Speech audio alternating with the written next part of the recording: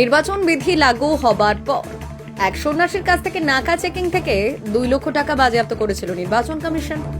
উপযুক্ত প্রমাণ সহ থানায় জমা করা হয়। সোমবার উপযুক্ত প্রমাণ পেয়ে নির্বাচন কমিশনের তরফে বালুরঘাট থানার মাধ্যমে বাজেয়াপ্ত টাকা ফেরত দেয় কমিশন।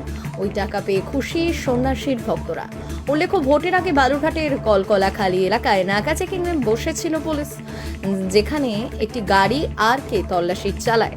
আর সেই সময় এক সন্ন্যাসীর ব্যাগ থেকে 2 লক্ষ টাকা উদ্ধার হয়।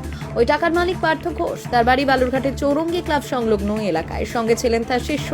ওই সন্ন্যাসী জানিয়েছিলেন, বিভিন্ন জায়গায় গীতা পাঠ করে তার সংগ্রহ করা হয়েছিল। এই নিয়ে উপযুক্ত প্রমাণ কমিশনের কাছে পেশ করা হয়।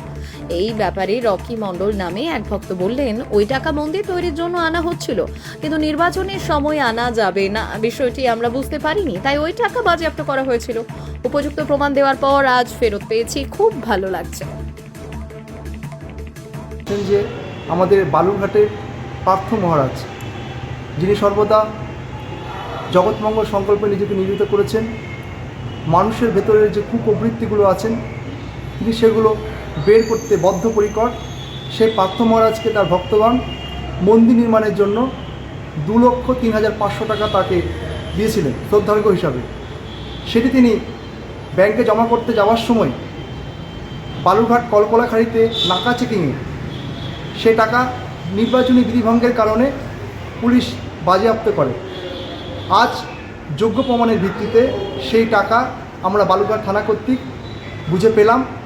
আজ এই রামরাজ্যে সত্যের জয় হয়েছে, ধর্মের জয় হয়েছে, রামের জয় হয়েছে। এটুকুই বলবো। ধন্যবাদ।